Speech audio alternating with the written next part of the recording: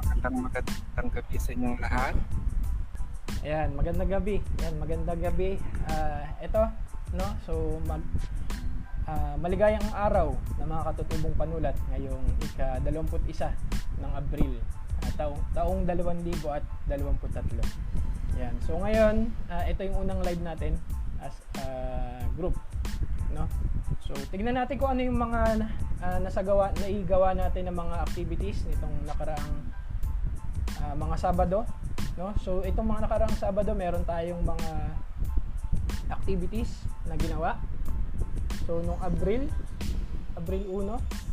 So ang una natin ginawa yung kasaysayan ng SBA 21 at kasaysayan nito. Tapos nung sumunod na Sabado, Abril 8 naman, kasaysayan ng baybayin, mga tala mula noon hanggang ngayon.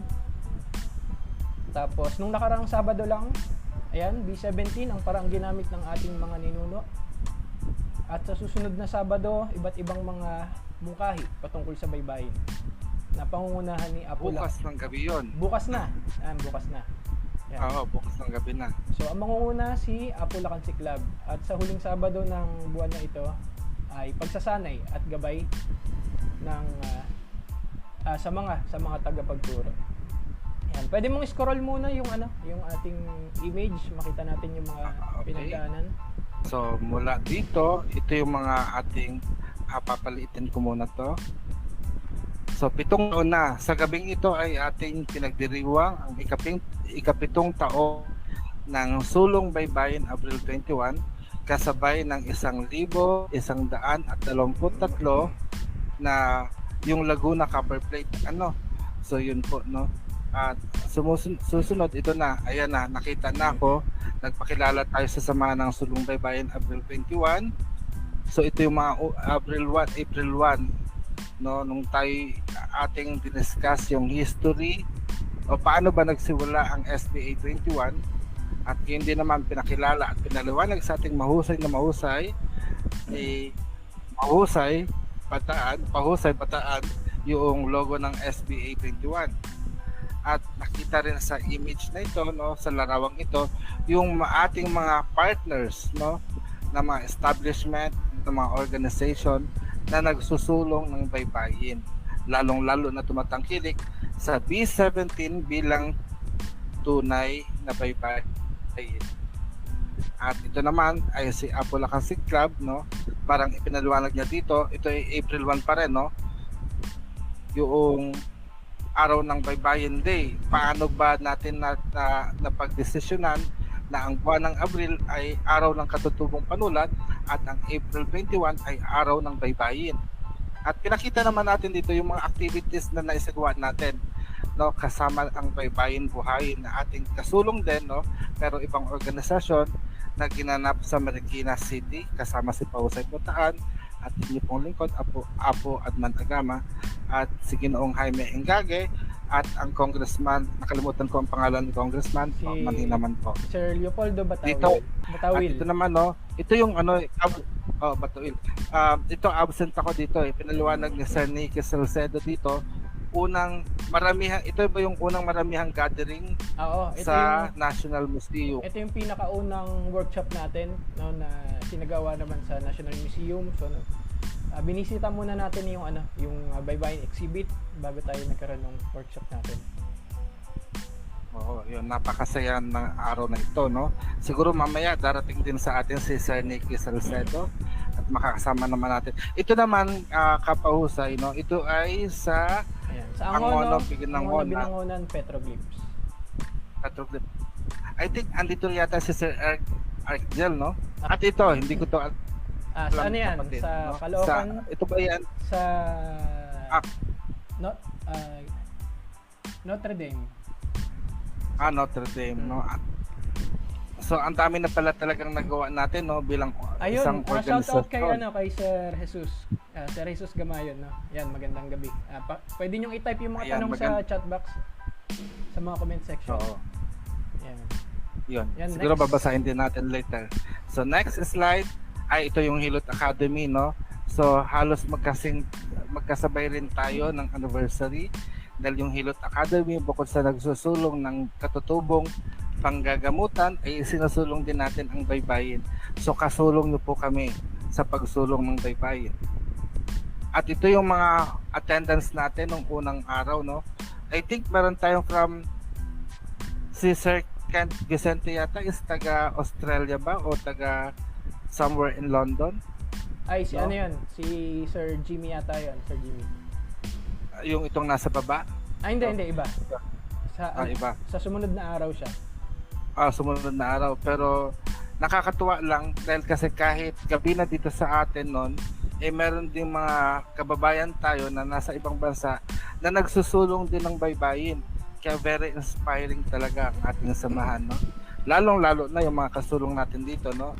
Siyempre, maraming salamat kay Sir Jesus Umayon dahil kasi first time ko siya nakilala noong April 1. Then every Saturday nakikita ko rin siya at natutuwa din ako sa mga kontribusyon ni Apollo Cancer Club at ni Kaka, no? Wika ni Kaka. At ngayon din ni Ma'am Kim Liza Enriquez at kay Jemas de la Cruz. Susunod na slide at kay Ma'am Nikki. So ito yung mga attendance natin, no? Hindi ko inaakala na talagang mapupuno ang ating listahan ng mga attendees sa ating mga weekly gathering. And I think sana, no, hindi lang sa buong buwan ng Abril magkaroon ng mga pagtitipon, no, na online na ganito, at sana mapalawig pa natin sa mga susunod na buwan.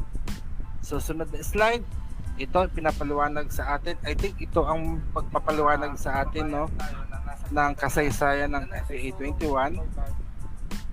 So ito yung mga kaganapan na yon.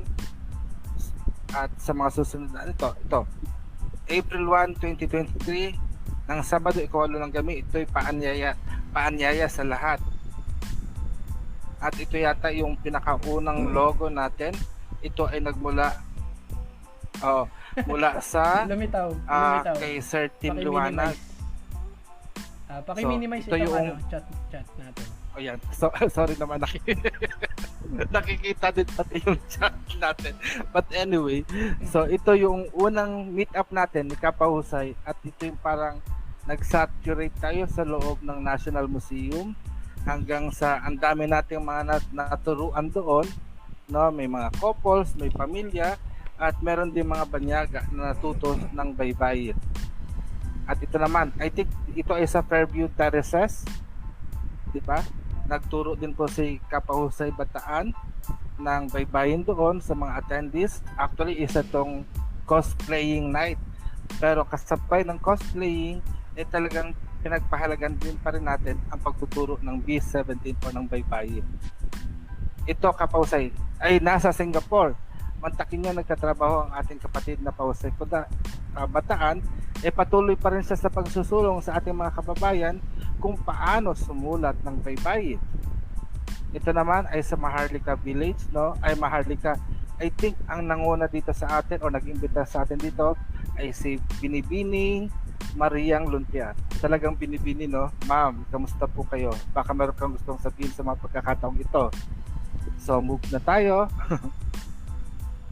Ito, yun nga, no? Pinakita natin sa National Museum. Ito, Pangasinan yata to, kapatid mo.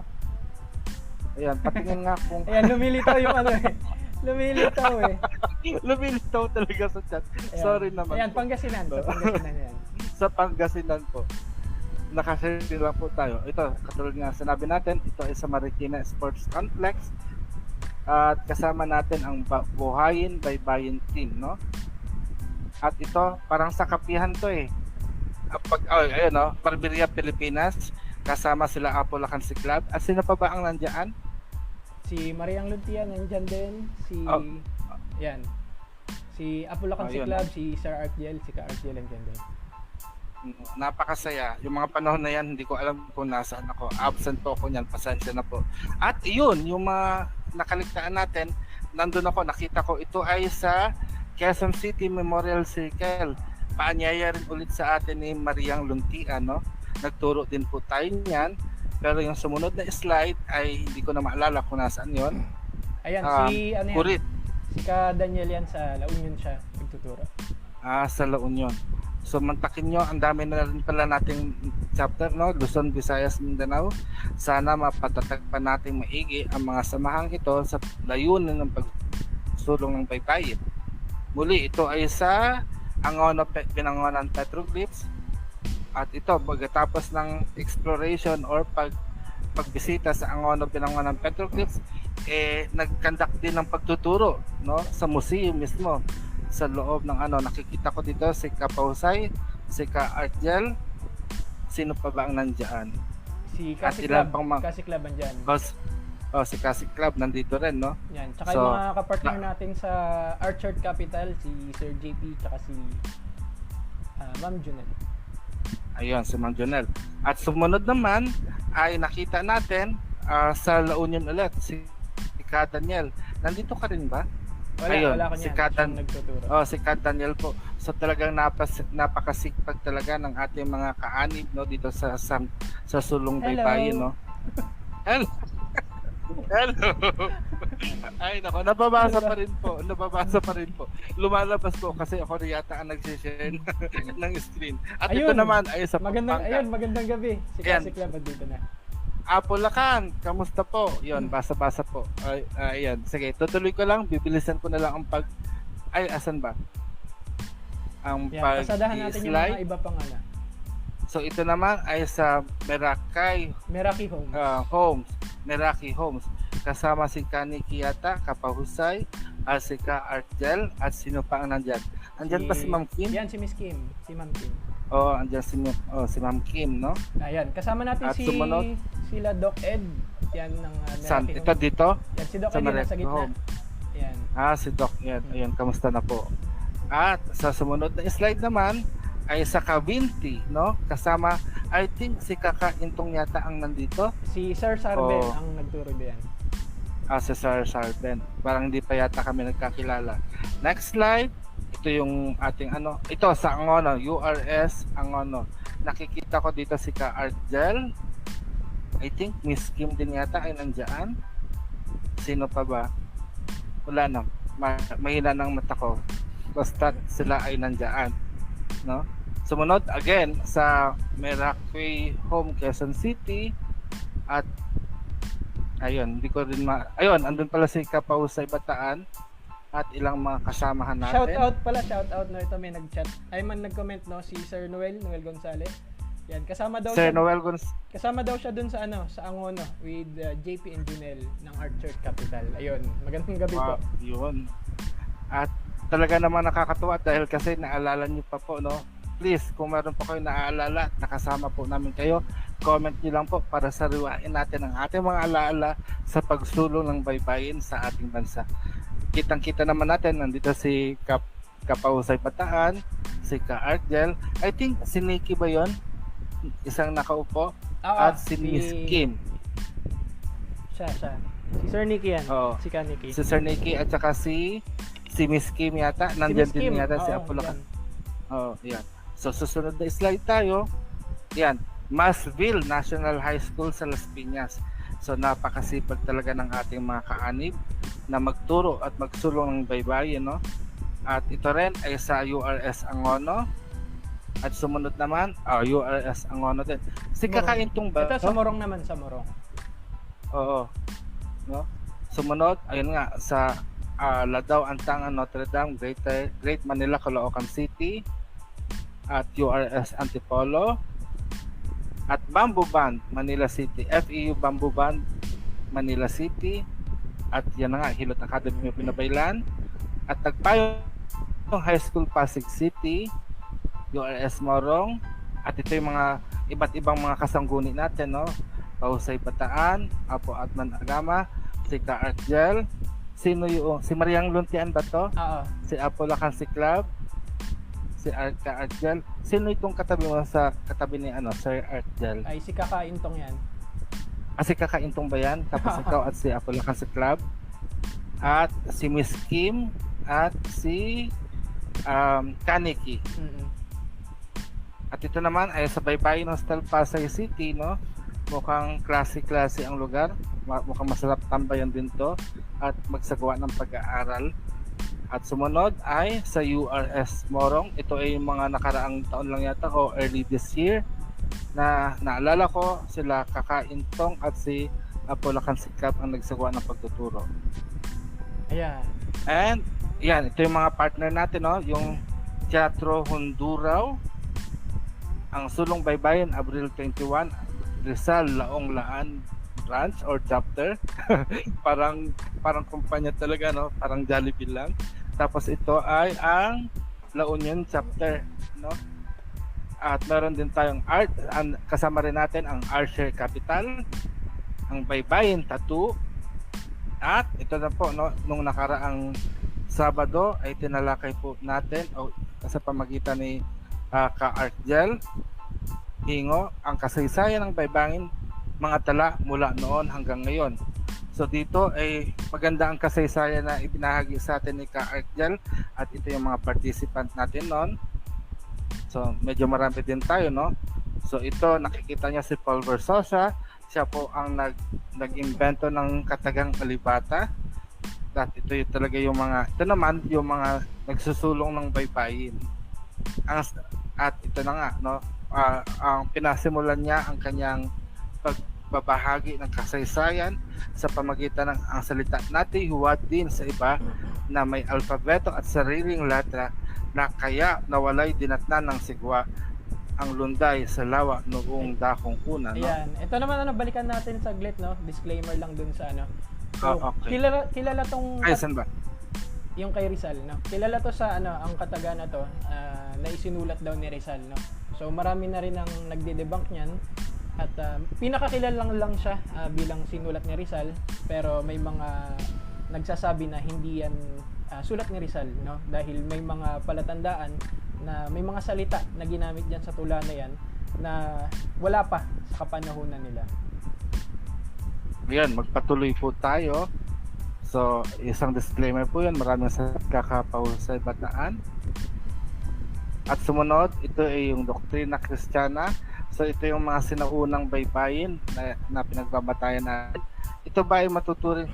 I think didiscuss din natin nata na ngayon, no? About sa B17 at ang tunay na baybayin. At sumunod, ito nga, yung Laguna Copper Plate Inscription na nagdaraos ngayon ng 1,123 years, no? At ito yung mga iba't ibang uring ng baybayin. Actually ngayon, ito isa siguro sa mga katanungan ko, paano nagkaroon ng mga katawagan like Badlit, Kulitan. Pero ayon sa source na ito, no, parang ang uri ng baybayin noon ay mula sa panulat na nagmula sa, kumbaga sa mga Tagalog, no, Doktrina Kristiyana at yung San Agustin Lopez na mayroong si Mas Ilocano Lopez. Ayun, maliliit na, hindi ko masyadong mabasa and everything, no. So sana matalakay po natin sa gabing ito yung pinagmulan ng mga version ng mga panulat na panulat Bisaya, panulat Tagalog, Kapampangan, Bisaya, Ilocano. And next, yun pa rin ang pagtatalakay. So medyo talagang humaba ang pagtatalakay. At noong isang linggo, April 15, dito talaga pinakilala sa atin ni Kapahusay Bataan ang B17, ang paraang ginamit ng ating mga ninuno.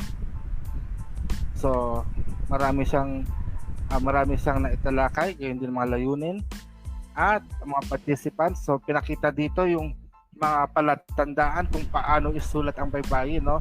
At nagbigay din siya ng suggestion kung paano maging payak, no? So, baybayin payakin. So ito yung napakaganda. At itong chart na ito is naalala ko, ito yung libreng pinamimigay ni Kapahusay Bataan sa tuwing siya yung nagtuturo, no? At napakaganda naman dahil kasi madali siyang isagawa.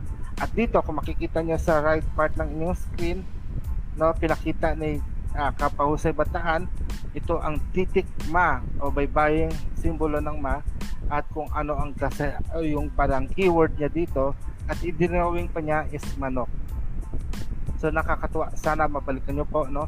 So I think Kapahusay i-upload natin to sa YouTube channel ng baybayin natin o kaya dito sa ating mismong SBA page, no, para merong balik-balikan ang ating mga tagasunod at mga followers, no.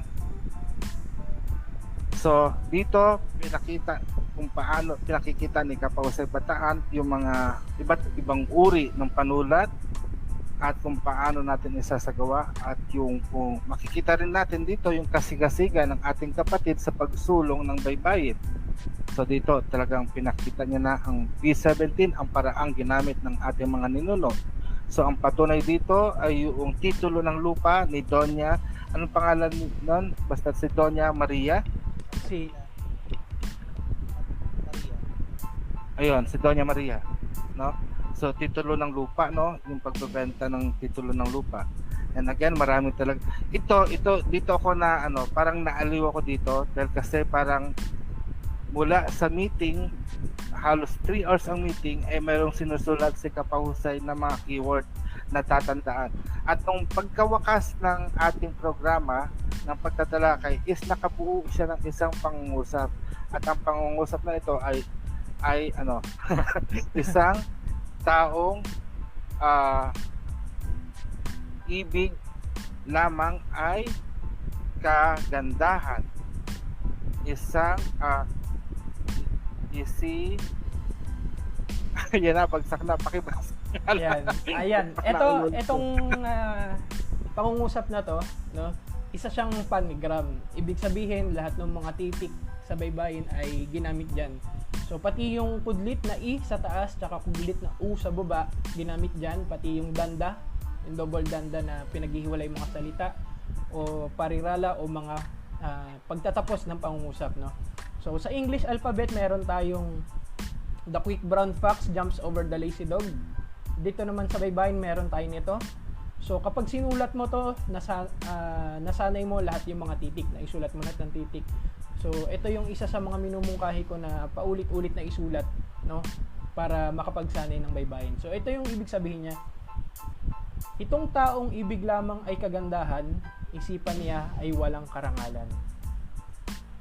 Ayun, napakasimple pero ibig sabihin kahit tayo nagsasanay talaga kailangan pa rin natin mag-practice at magsanay maigi upang makabisado natin at hindi lang makabisado kundi may sa puso natin ang baybayin sa araw-araw nating pamumuhay.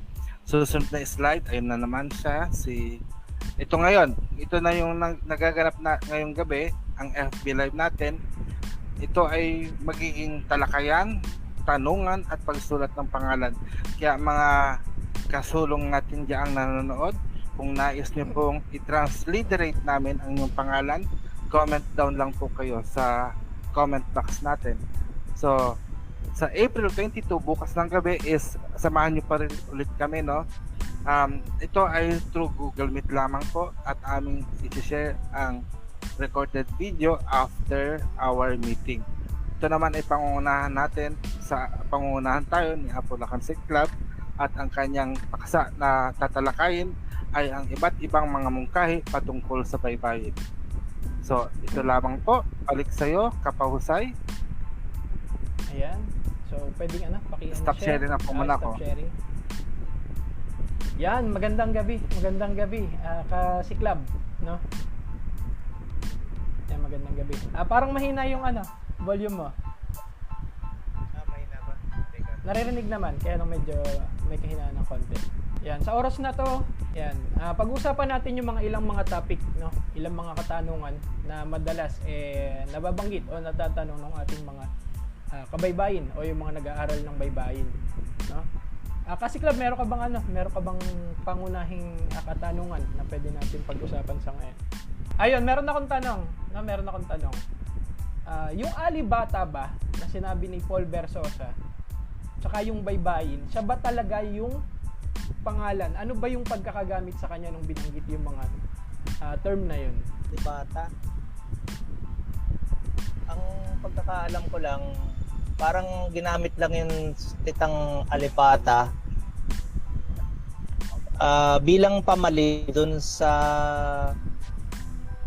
abecedaryo, yung alphabet.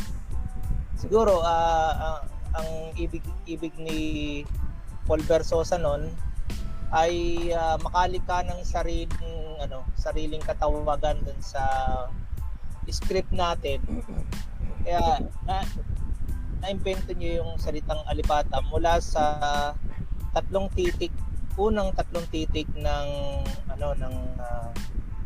Arabic Eh, di ba yung abacada, yung apat na unang titik ng abacada, yung alphabet, yung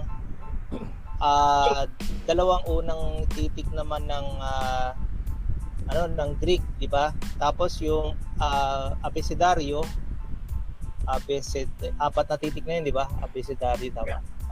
Ng Espanyol. So, ibig sabihin, parang magkakaparehas lang sila, yung alphabet, abecedaryo,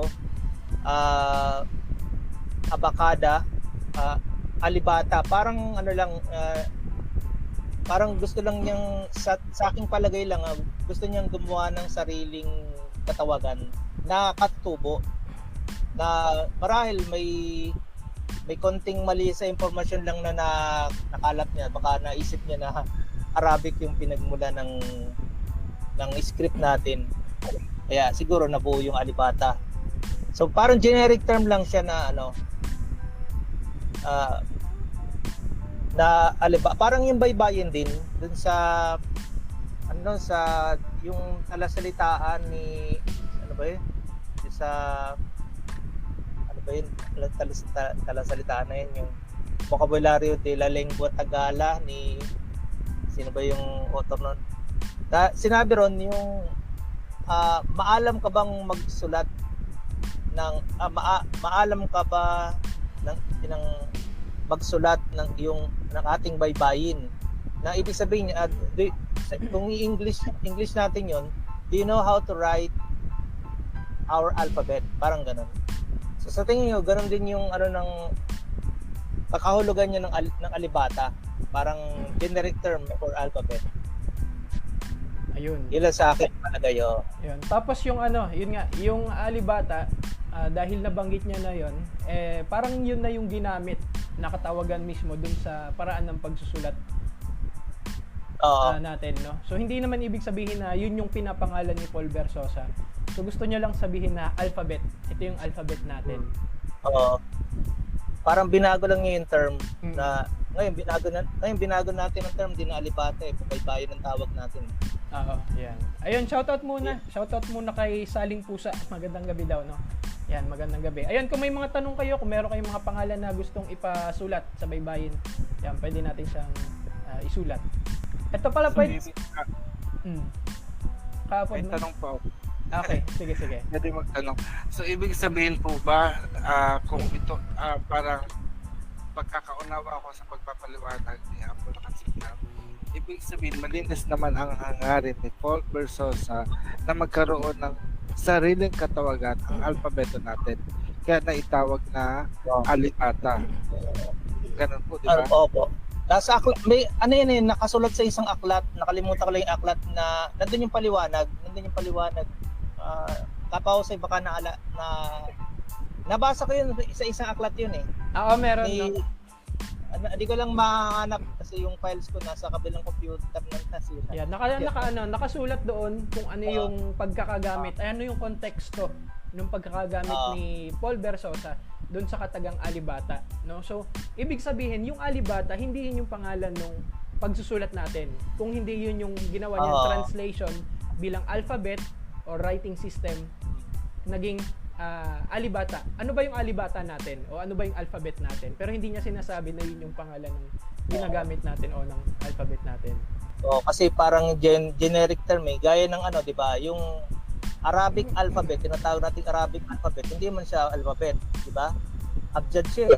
Tama. Di ba ang Arabic abjad? Ano tinatawag natin Arabic alphabet? Kaya parang ganun din yung parang yun yung alibatang Arabic. Ayun. Yan. Generic term lang. Ayan, may tanong ako na pwede nating saguting tatlo, no? So, paano ba nagsimula tayong mag-aral o nagkaroon ng interest na magsulong o mag-aral ng baybayin? Si Kaapo Adman, paano ka nagsimulang at paano ka nag-interest ng una? Actually, nagsimula ito talaga sa hilot. Parang kung ang foreigner o mga tagpanyaga, laging inintroduce sa atin yung Western medicine at nagkaroon ng mga Western massage, yung Swedish massage.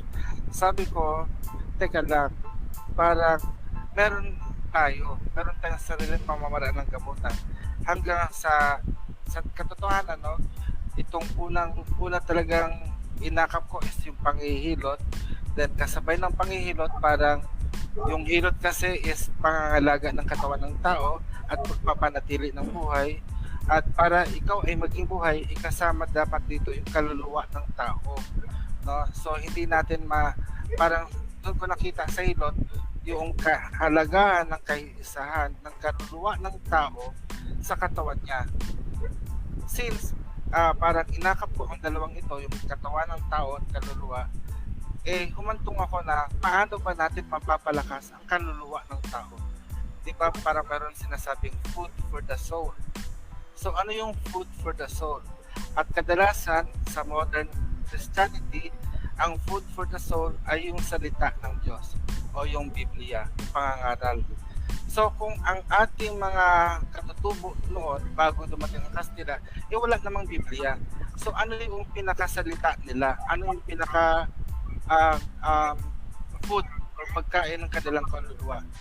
So nakita ko na parang meron tayong mga panulat at merong mga dasal katulad nga ng sa angon ng petroglyphs, pamamaraan, katulad din sa Kalatagan Pat na merong mga ginagamit yung ritual, yung mga banga na yon sa pagsasagawa ng ritual, at yung ritual na yon ay parang nagpapakain at nagbibigay kalusugan sa ating kaluluwa.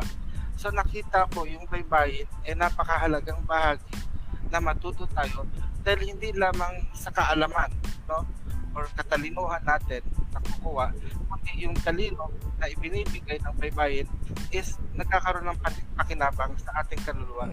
Kaya hanggang ngayon is nagsisikap pa rin ako mag-aral ng baybayin.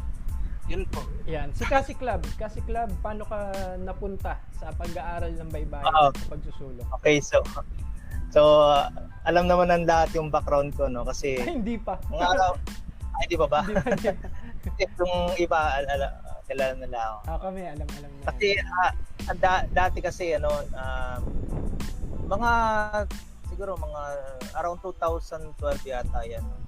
Kasi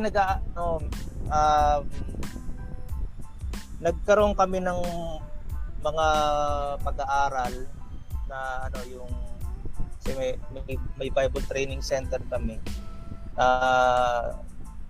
Siyempre tuturo ka ng biblical languages gaya ng Hebrew saka so pinag-aaralan ko 'yun.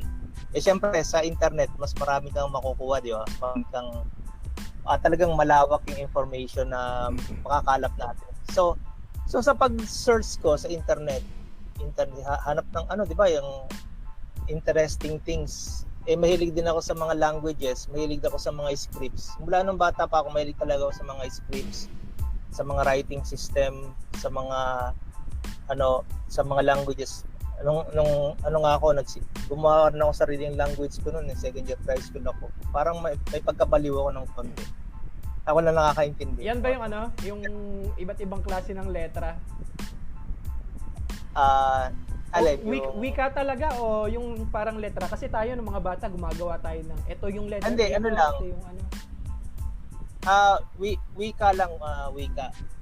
Hindi, wala pang letra. Pero although nung high school ako, kasi lagi ako nasa library na natutunan ako ng Greek. Kaya lang syempre hindi ako marunong ng grammar, no. Yung parang lang, yung mga letters lang. So ginamit ko sa diary Greek letters halip na Latin letters. Although syempre alam natin mali yung mga parang yung baybayin, di ba, pagka nalaman mo na puro letters, hindi mo alam yung tamang paggamit, yung grammar, yung gagamitin mo yung bawat letter sa parang di ba, yung ipapalit mo dun sa Latin letter. So ganoon ang ginawa ko noon. Ngayon itong 2012, so nag-research ako, tapos sa paghahanap ko, sa search sa internet, may nakita ako, baybayin, sariling atin. So nagkaroon ako ng curiosity. Meron pala tayong sarili. Bakit pinag-aaralan ko yung ibang languages saka ibang wika? Ibang pagsusulat. Pero yung sa atin hindi ko alam. So siyempre parang ako yung interesado ako, yung curious ako, na gusto ko talagang malaman itong maintindihan itong patungkol sa sariling atin na sulat, yung baybayin. Kaya ang ginawa ko, naghanap ako, nag-search, tapos siyempre nasa Facebook tayo, then nakakita tayo ng mga groups na baybayin groups, yan. So siyempre mga baguhan tayo, di ba? So tanong ng tanong, ganun, may kausap tayo ng mga nauna sa atin, yan guys, ka Jason, yan ang isa sa mga nagturo sa akin eh. Tapos yan, yun, sa patuloy na pag-research, patuloy na yung interest ba, yung hindi lang interest, pati yung passion, yung parang in love ka na, gano'n. Di ba? Yung in love ka sa isang tao, parang gano'n, in love ka sa baybayin. Gano'n ang nangyari sa akin. Kaya ang ginawa, inaral ko ng inaral, tapos discussion dito, discussion doon, may mga kachat dito, kachat to, talagang yun, hanggang sa natuto. At di ko man sinasabi expert ako, pero ibig sabihin nakausad yung aking pag-aaral, yung pagsasaliksik sa baybayin. Kaya naging goal ko talagang palalimin pa yung kaalaman ko sa baybayin at makapagbahagi ako sa iba, maituro ko sa iba, makapag-share. Kaya dami ko ring mga mungkahi, di ba? Kaya mo, ang dami mungkahi. Kasi malikot ang isip, basta naisip mong ganito, sige, i-share mo, tama man o mali o may katwiran man o wala, basta kasi gusto lang nating lumawak, gusto nating mapan, saka iba yung may pride ka na sariling atin pala ito. So yun. Kaya yun ang nagtulak sa akin na hindi nawala yung interest ko hanggang ngayon. Ayun, salamat. Yun. Yeah, salamat. Ayun, shoutout din kay Abengbeng. Yan. So sa araw ng mga katutubong panulat na page, no. Doon siya nanonood sa ngayon. Yan. Ako naman, no. Nagsimula akong mag-aral ng mga writing system ng ibang bansa. So Japanese, Chinese di masyado. So medyo logographic kasi siya. O pictograph, no. Korean, Abjad, sinubukan ko din. Tapos nung bigla kong naalala na meron pala yung Alibata. Alibata pa yung turo sa atin noon eh. Nung elementary tayo o nung high school, nadaanan lang natin. Hindi naman tinuro kung paano gamitin, no? Ayun, sa karanasan ko hindi siya tinuro kung paano gamitin. Pero alam ko na meron tayong sariling panulat na Alibata na nakalimutan ko nung mahabang panahon. Tapos nung nag-aaral ako nung iba't ibang mga panulat ng iba't ibang mga bansa, naalala ko na meron pala. Tapos nung sinimulan kong aralin siya mag-isa pa lang, self-study ako. Yan, research sa internet, kinalimutan ko na yung pag-aaral ng mga ibang mga panulat, no? Kasi parang eto nga hindi ko pa alam eh.